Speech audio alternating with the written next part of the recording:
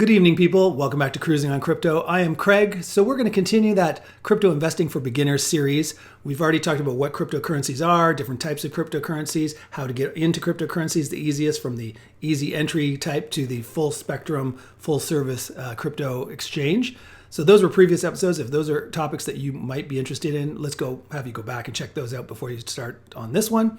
This one, I'm going to bang off about 3 or 4 topics in this one episode. I was originally talking about doing tiny little episodes on each topic, but I think that's just going to be too time consuming. And also, I'm looking at the view counts, and Crypto Investing for Beginners isn't getting the views that the previous episodes were getting. So I'm going to learn from that even though there was a lot of people in the comments that said they wanted to see a series on crypto investing for beginners, I guess they were the vocal minority, because I guess most people that watch YouTube about cryptocurrencies already know the basics. So we're going to pound through these topics one after another and another in this episode, and I'm going to get rid of a few of them right here, because the next episode I want to get into staking, yield farming, and that sort of thing. I think that's an area that even non-beginners would be interested in, so I want to get onto that episode. So again, going over the topics we already talked about in the previous episode, we talked about what a cryptocurrency is, store of value versus smart contract, and are they risky? Then last episode, we talked about the easy ways of getting into cryptocurrencies like Robinhood and whatnot, and then the more advanced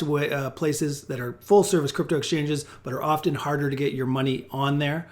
So go back and check out those 2 episodes if you're interested in that. But now we're going to power through. We're going to talk about what is a hot wallet versus a cold wallet. And in this case, I'm going to use an example of a Metamask wallet and show you how to set that up for the Binance Smart Chain. We're going to talk about, We're going to talk about the best way to research coins. So if somebody talks about a coin and you're interested in it, where's a free and easy place to go to get pretty much everything top to bottom that you will want to learn about a new cryptocurrency project before you invest in it. And then we're going to go quickly into where you can chart those cryptocurrencies to look at them and kind of get a feel for whether they're overbought or oversold at the time you're thinking of buying. So let's pound through that, because the next episode we're going to get into this. What is staking, what is yield farming, and what is auto yield farming. Those are more advanced areas beyond just buying a cryptocurrency. It's once you own a cryptocurrency, especially if your mindset is you want to own it for a while, why just put it in like a safety deposit box, which is what a hard wallet is, and just let it sit there? I mean, yes, if it goes up in value, you gain, but if it doesn't go anywhere, you don't make anything. And there's an option where you can just let it sit there and make a yield, a pretty substantial yield. If you're coming from the brick and mortar bank system, the fiat currency system, you are going to be blown away by even how the most conservative coin, let's say the USDT coin, which is tethered to the US dollar, even on that, you can make quite substantial interest. We're talking 10, sometimes 15% on a tethered coin, and you can make even more on a more speculative coin that has a project team behind it, that's a staking coin where they need those coins staked in order to create more coins for future use. Anyways, we'll get into that. Those are areas I think more people will be interested in, so I'm eager to get onto that episode. But let's get through the stuff we haven't covered and talk about wallets and research and charting. So let's go. So, okay, you've decided you're going to get a cryptocurrency, you've set up your exchange, you bought that cryptocurrency that you've always wanted, and now the decision is, what do I do with it? Do I just leave it on, let's say you bought it on Binance, do I just leave it on Binance? And the answer is yes, you could. You could just leave it on Binance, especially if you're going to stake on Binance or whatever, and you theoretically would never need to get another wallet again, because you've already got your money on Binance or your coins on Binance, and in essence, Binance is a wallet for you, your account. But then there's also what's called a cold wallet and a hot wallet. Now, as this quick Google search would find this article here, in essence, a hot wallet refers to any cryptocurrency wallet that is connected to the internet. And we'll talk about MetaMask and some other options, which are hot wallets. And then there's the cold storage, refers to anything that's not, at least always, connected to the internet. As you can see from the photo, you connect it to your computer, which of course is connected to the internet. So when you're transferring the coins on and off, you are connected to the internet. But when you unplug it, and I have this exact same one that they have in the photo, I have the Trezor. That's right. That's the name of it. Trezor. You know what? I bought this when I first got into cryptocurrencies, and I've never used it. So I don't know if it says that on here. Yes. But they don't accept as many cryptocurrencies. So when you buy a cryptocurrency and you want to get a cold storage wallet for it, you have to make sure the wallet you pick is one that will accept the coin that you've got, as opposed to a hot wallet will accept any cryptocurrency with a few tweaks in the settings. So there you go. Now, why would you want a cold storage wallet? Like I told you, I've never used it, although I own one just in case. It's for the person who wants to hodl. I mean, true hodlers. And hodl means hold on for dear life. They just want to buy whatever it is, whether it's Bitcoin or Ethereum, and they just want to put it away and almost forget about it.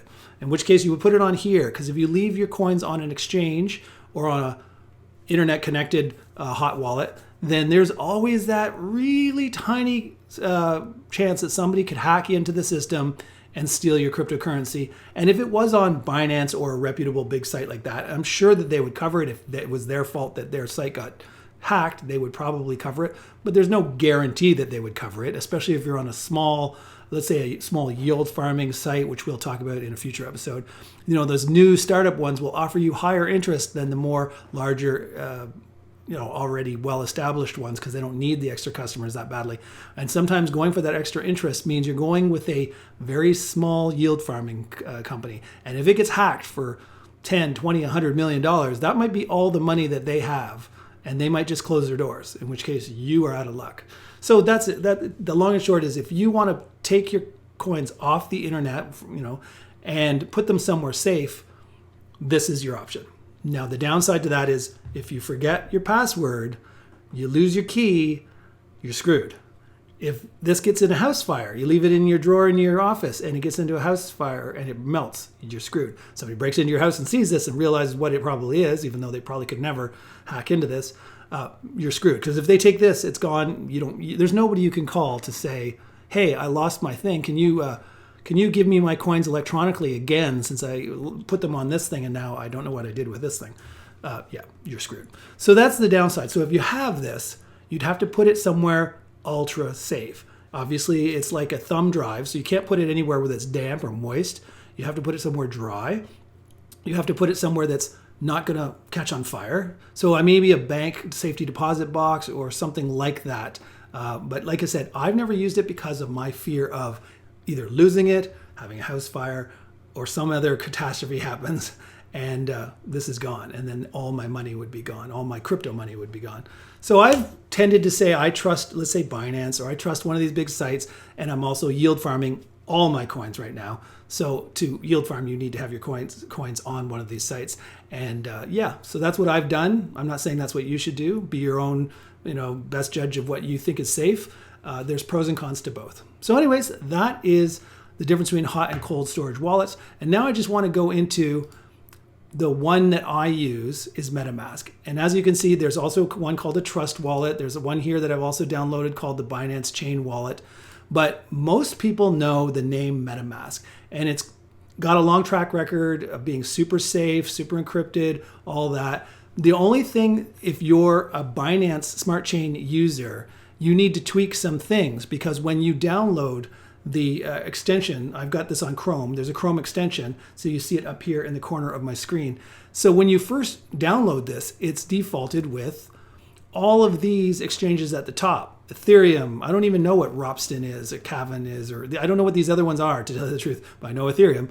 But that's what it's defaulted with. Binance Smart Chain and Matic, which I had to add myself, were not originally on here. And you might be wondering, how do you change that if it's defaulted to be an Ethereum hot wallet?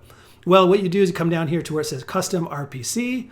You click on here, and then you've got all these blank boxes you have to fill out. And I'm going to show you where you find that. So if you go to Binance Academy, but what it does is it walks you through how to set up your MetaMask wallet. And the long and short, I'll save you a bunch of time. The only thing that you really need to do is this area right here.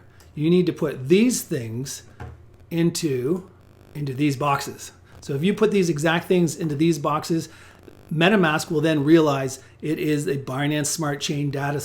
In essence, that's Binance Smart Chain wallet. And I had to do the same thing with Matic. I wanted to set up a Matic ability to transfer Matic on the Matic system, and so I did the same thing. So like I said, it's a few steps, and I just wanted to show you that this comes from Binance itself. I would be suspicious as well if some guy on YouTube said, yeah, put these numbers into that box and you'll be fine. Yeah, how do you know they're not setting up the wallet so that it's a wallet that they have access to? So anyways, I just want you to show you that this is from the Binance Academy and it is legit. I would never do anything like that to you. Look at this face. Very trustworthy. Anyway, so that's how you set up your MetaMask. So I think we've covered it. Now, oh yeah, I do want to talk about one other thing about why would you even need a MetaMask wallet. So I live in Canada. We talked about this in the last episode. You might have Robinhood or Coinbase or whatever. But if you want to move coins, so what I do, because I'm Canadian, Binance doesn't accept Canadian dollars. You have to, in essence, transfer them a bank draft of US dollars. It's just a huge pain in the butt when you have a Canadian bank and you got to go to your bank and tell them to convert money to US and then wire transfer it to Binance and yada, yada, and yada. Just a pain in the butt. So what I've done is I go to Newton and you say add funds, and then there's this email transfer, which is super easy. They send you an email, you agree to it, your bank little app on your phone shows up. Do you want to transfer the money? Yes. And like they say, it's in your account with it used to say 5. They had some problems where it took them a lot longer. So they used to say 5 minutes to 30 minutes. Now they say 30 to 90 minutes. So yeah, when it's really, really busy, like the flash crash day, this was 5 hours. I had tried to put some money in to buy the dip. It took 5 hours for my money to show up in my account. So be advised, if it's super, super crazy busy, things really slow down everywhere. But a lot of the American small, like Coinbase and Robinhood and Webull and all that, they crashed completely. You couldn't even buy coins. At least here you could buy coins if you already had money in your account. But anyways, long and short, when you have a Webull account or a Newton account in this case, you in essence have another smart wallet. Because inside here, when you add funds, let's say I said add funds from a crypto wallet, there's the number. Now, don't worry. You're like, oh, Craig, you're showing your number. This is the public access number, which means people can only deposit money into my account. So hell, if you want to freeze frame this and look at this big number, write it down and send me coins, fill your boots. I will not complain. But long and short, you have a number for every one of your accounts. So I have one here. And then as we talked about in a previous episode, Newton doesn't have a lot of coin options. So I take my money and then I transfer it out. So I say withdrawal to a crypto wallet. Now you can either transfer it to your MetaMask wallet, or you can transfer it to your Binance wallet, which again, because you've got an account with Binance, if you go to, let's say I want to get Ripple and I want to deposit more Ripple. So I'd say deposit, and it'll tell you that there's actually 2 things to remember to put in here, which I always say understand. So you've got your address. This is your wallet address for Ripple. Remember, this number is not for every type of coin. It's just for Ripple. And then they've got this little tag number. So I would put that into Newton. I put that into this information with the transfer address and the tag, and then it'll transfer it over to Binance. So these are all, in essence, hot wallets. So you're going to have a hot wallet no matter what if you're into cryptocurrency, especially if you plan to yield farm or transfer coins around. You're going to need to move it from Binance to MetaMask, from MetaMask to whatever. I mean, you're constantly moving coins around. So you're going to need to know how a hot wallet works. And anybody who says, I never use hot wallets, I only use cold wallets, are lying to you, because at some point they had to transfer the coins onto an exchange or off an exchange, in which case they had their coins on a hot wallet. So that is that. So next we're going to talk about research. Once you've decided, yeah, I'm getting into cryptocurrency, that was step 1. B, I want to get into let's say the granddaddy of them all, Bitcoin, because you know that's the one you feel most secure in. Great. Then eventually you start getting into the water cooler talk, and somebody says, oh, I think this coin's the next up and comer. It's going to beat, let's say a lot of people are saying Cardano, ADA is the coin, is going to be the next Ethereum. It's going to eventually beat Ethereum, going to get bigger than Ethereum. And you're hearing this and you go, okay, well, I want to research that. So there's 2 obvious sites that most people use, and they serve a similar purpose. They just have a slightly different layout. You got to get used to each because they're different, and they have different areas where they show information that the other one doesn't. So the first one is CoinGecko. I like this one. I actually use the next choice more for some reason. I like the layout of the other one better, but this one seems to have more information. What they do is, let me just go to coins by market cap, and there's the list, and it'll be the same on all of the options. So you can see Bitcoin, Ethereum, Tether, Binance. That's the order of market cap, as you can see here. You can click on, what I like about CoinGecko is they tell you the 1 hour, the 24 hour, and the 7 day. Coin market cap is the one I'm going to show you next. It only shows you 24 hour and 7 day. So it's nice to have an extra layer in there to look at. And so you can break down what the coins are doing by 24 hour, by 7 days. Again, I don't use this one, so I don't have the stars, but what you can do is click on the stars of the ones that you really want to look at all the time. And that way you can make your list a lot more concise, because there's thousands of coins that you could look at here. So I'm just going to show you this, and then we'll go on to CoinMarketCap. There's a couple of things I do like here. They talk about categories, which CoinMarketCap doesn't do. So they tell you what category coins are in. You got your stable coins, you got your exchange-based coins like Binance, Unicorn. I can't even remember what this one is. Oh, OKB. Don't even know what that is. Never heard of it. Decentralized finance, Binance Smart Chains. I mean, you get the point. They label a bunch of different things. So if you want to know what's available in the Solana ecosystem, you can press this, and it shows you all the different coins that are in the Solana ecosystem. Same with yield farming. You want to talk about what's in yield farming. There's all the coins that are involved with yield farming. That is pretty damn cool, because if somebody tells you a coin and you're kind of like, okay, I don't know anything about it, at least this tells you what area it's mostly focused on, which is very, very cool. Another area that they talk about is yield farming. So you got this button called yield farming, and it shows you what yield farms are available for what coins. So another area that's cool in resources is earn crypto. So you go here and you decide you want to look about, you want to earn, let's say, VeChain coins. So you say VET, which is the coin name, and then it shows you where you can earn more VeChain. So let's say you deposit, I've got this many or a little bit more than that in VeChain. It'll tell you that there's about a 4% interest rate on Binance, and you can try and click down to see other platforms, but it seems like Binance is the only place that this thing is listing as a place you can earn more VeChain. Obviously, VeChain has its own wallets, which you can stake directly with them, but this is talking about other than VeChain, where can you stake it and make more VeChain. You can do that for any coin. Let's say you want to learn how to get Matic, or maybe ADA. Let's do ADA. So these are the places that you can earn more ADA coins. So again, you would put how many coins you have in there. It'll tell you what the percent. This is saying 104.93% on Bitfinex. I don't know. That doesn't sound right.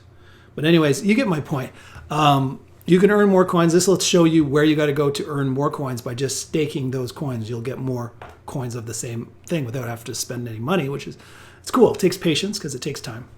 So that's CoinGecko. There's a lot of areas of interest on here, but I'm going to go on to CoinMarketCap because CoinMarketCap also has a very similar, a little similar lists, but I like the layout better. It's just bigger and easier to read.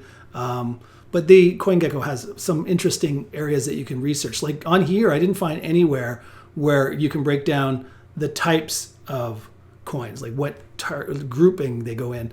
But they do have other things that's kind of neat. That on here you can go company ranking, and you can find out where, let's say, Bitcoin ranks in terms of all the corporations of, I guess, North America anyway. So you can see that it's number 7 on the list. If it was Bitcoin was a company, it would be number 7 behind all these companies, and that's kind of just a neat list. So each one of them has their own kind of interesting, quirky areas that you can look up, but that's really not what you're going to use it for. So you decide you want to learn more about. Let's pick one. Somebody talks about Chainlink. So you click on Chainlink, and here's everything you would ever want to know. So there's the website. Some of them have more than one website, so you can click on the website and find out more right from them about what they're all about. You can look about, usually there's an about us or their roadmap for their progress in the future. Each one's different. Of course, websites are very independent. But you also can get into the community. You can look at their Twitter, their blog. I mean, everything's here. Now, there's a lot of really interesting things here too. It tells you how much their market cap's gone up in the last 24 hours, what their trading volume was in the last 24 hours. You've got a very basic graph here, which is fine. 3 months, 1 month, 7 day. It's not up to the level of Binance's, but when you go here, you do. So now you're into Trading View. So this is, again, Trading View, but a basic Trading View. Here's a trick for you. So you want to go into Trading View, and then you want to click this little button down here. And then you want to go Full Featured Charts. There you go. I've done this already, so it seems like every time I come into Trading View, it already knows. I've loaded all of the coins that I'm interested in on here. And you can see This is not in price, but on percent, where they are in relation to each other. And you can just scroll up and down to get it longer time frame or shorter time frame. Again, that's not really what I brought you on here. This is more charting, although I guess the next topic we're going to talk about is charting. But yeah, so I guess we're jumping ahead of ourselves. But charting is definitely something that you will do with TradingView. Let's go back here. So you can learn a lot here. Also, if you scroll down to the bottom, it shows you what markets and in essence, what exchanges you can buy this coin at. Now we're on Cardano, we're on Chainlink. So it's a fairly well-known coin. So there's a fairly good selection. In fact, there's probably more if you hit C markets of places you can buy it. If you pick a really, really obscure coin, let's pick one of these ones up here that I've never heard of. And let's say Sutter. Never heard of it, don't know what it does. Well, again, this might be a very useful thing. So if you come on here and you go down here, just say read more, you can read the blurb right here about what this company is supposedly all about. You can come down here and see what markets it's traded on. And as you can see, it's only traded in one spot on Who. I don't even know what Who is, but it is the only place you can buy this Sutter coin. And again, this is prime example how you'd read this to find out the Cole's notes, or the short version of what it's all about. Then you'd probably go on here and see their website and find out what they're all about. Value including privacy mining. Okay, so they're a privacy coin.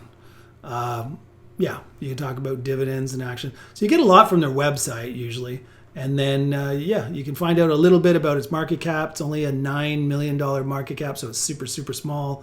It tells you how many, in essence, how many based on how many coins are outstanding right now, and then fully diluted if all the coins were out, that's what it's worth. And you can sort of see where it's up to. So that's research of CoinGecko and CoinMarketCap. Again, they both do very similar things. They all have that links to websites, articles too. Yeah, if you come down here, although I've said are so small, it probably doesn't have an actual article written about it. But if this was a bigger coin, you would see articles referencing this coin here from bunch of just different, The Block, Crypto Slate, News, BTC, CoinGape. So yeah, it'll show you a bunch of different feeds from a bunch of different news agencies that cover cryptocurrencies. So that should get you pretty close to ready. You'd research these two sites and learn as much as you can in a very short amount of time. But there's one more thing I wanted to show you is CoinMarketCal. So CoinMarketCal is like a calendar of upcoming events.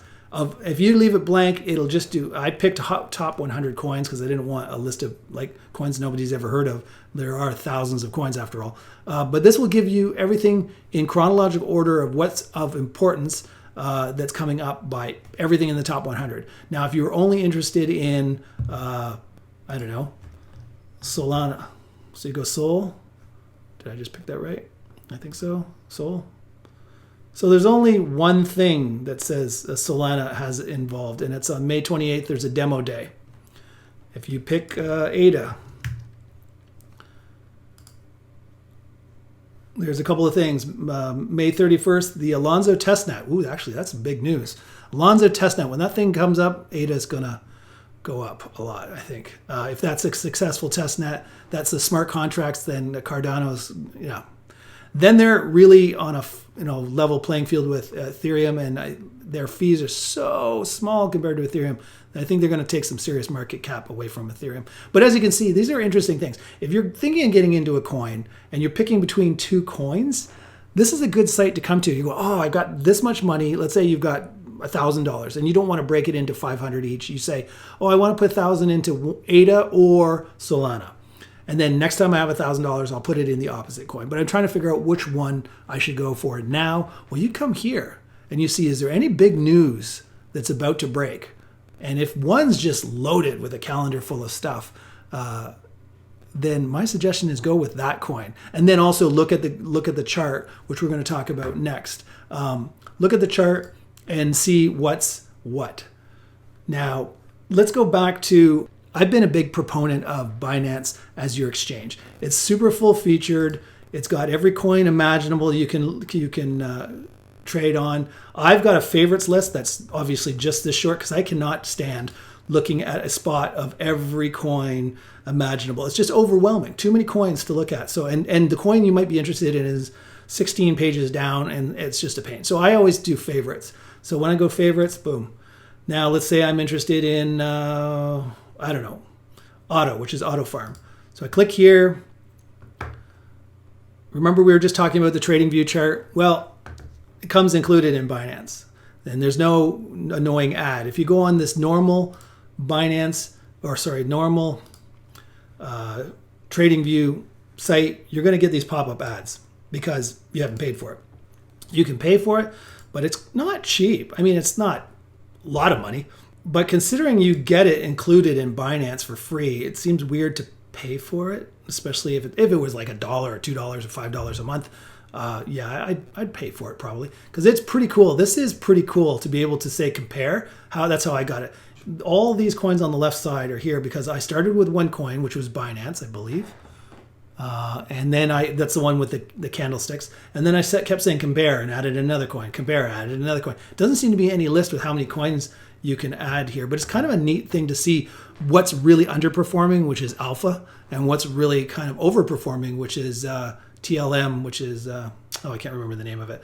But anyways, long and short, most of the pack tends to move together, but every once in a while it's like herding cattle. One cow will just start running off into the distance for no reason. And that's it's kind of interesting to see which one's overperforming, which one's underperforming.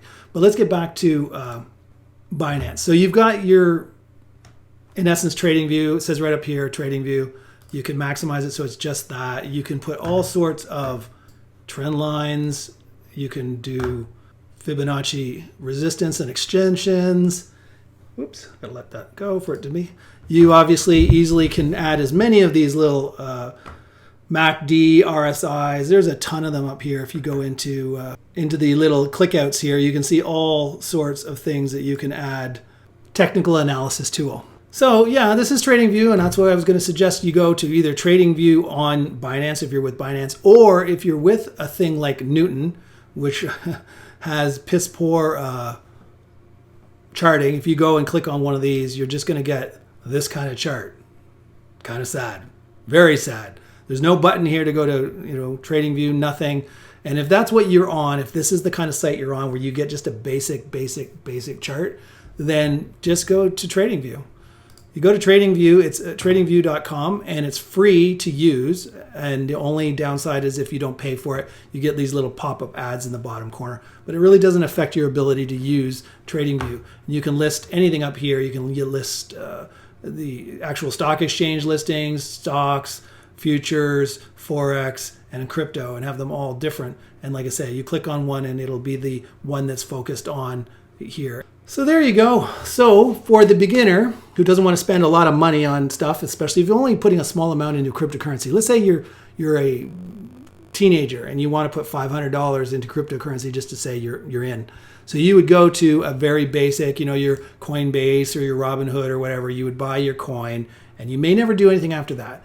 But if you do get more adventurous, you're going to want to get your Metamask set up so that you can transfer your coin from, in this case, Newton to here, and then you can put it on Binance so that you can trade all sorts of crazy coins that aren't originally available on those kind of basic entry-level crypto exchanges. And then when you get more adventurous, you'll get into what I'm going to talk about in the very next episode, which is yield farming. And it's going to change your life because you're going to see returns on here that when you go to your bank, you don't see even getting 1% on your savings. And here, you're going to get a lot more. So the very basic one is like a pancake swap, which is you got pools, which only needs one coin, cake coin in this case. You're going to stake your cake, and then you're going to earn these other coins, which is very cool. So you're not spending money to get coins. You're earning these coins at the rate of 93.8%, 99%, 102%, 101, 116.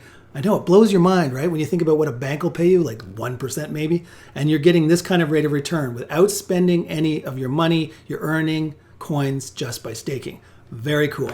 Then they have farms, which needs 2 coins. And this time you're not putting in cake, you're actually putting in these 2 coins, and you're earning more coins. Actually, no, you're earning more cake, aren't you? Let me just go here.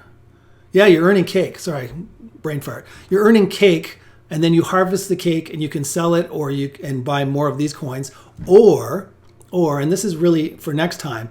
So the even better way then to make money is to go to something like AutoFarm. So what AutoFarm does, as you can see here, pancake swap, bakery swap, There's a bunch of different ones. Up here there was Walt, MDEX. These are all yield farm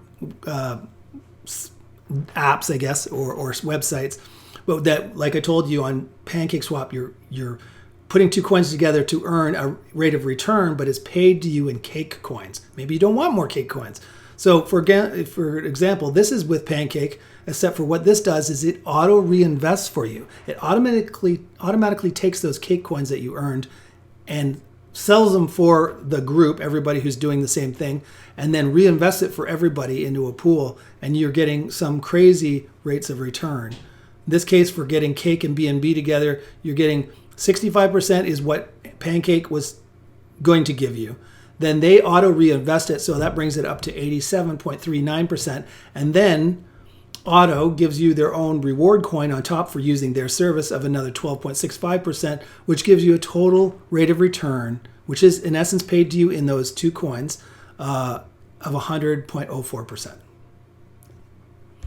Doesn't that blow your mind? 100.4% a year APY for just putting the two coins together. So there you go. That's for next episode. Just a little teaser for the next time. But hopefully you found this episode interesting if you are a new crypto investor and you wanted to know, what is a hot wallet? How do I get it set up? Does a hot wallet work for everything? And the answer is yes, but you may need to go into, like a MetaMask and tell it what in essence, ecosystem you're on. Are you on the Ethereum mainnet? Are you on the Binance one? Are you on the Matic one? Are you on the Solana one? So you just have to tell it which one. You might have to put in some numbers to make it understand which ecosystem you're on. But that answer is yes, every coin will work on MetaMask. You also have the ability to use a cold storage wallet, but be advised that not every one of these works with every one of the 10,000 coins that are out there. So, do your research. So there you go. And then there's plenty of free research on the internet, so you don't need to pay somebody to research coins for you. You can take the time to go on CoinGecko or CoinMarketCap, which will have links to all sorts of news articles, websites, research reports, everything you'd ever want to know on a coin. By the time you're done there in about an hour, you will know as much as you could ever know about a coin. And then you can have a gut feeling for, is this coin something that's going to pass the test of time, or is it what's it? Shiba Inu, or whatever it is, that dog coin that's also ran for Dogecoin. I mean, if somebody's touting one of these coins and you go on CoinMarketCap and you find out it actually has no purpose at all, it's a meme coin, kind of a joke coin, don't invest in it. That's all I got to suggest. Don't invest in it. It might work for a while and go up, but eventually it'll come crashing down because there's no project behind it. There's no business there. A lot of coins are actually really running business. Like you can buy the Cake coin, which is for PancakeSwap, and their business is swapping coins for people and creating liquidity pools for people for a profit. They make a little teeny piece of each thing they do.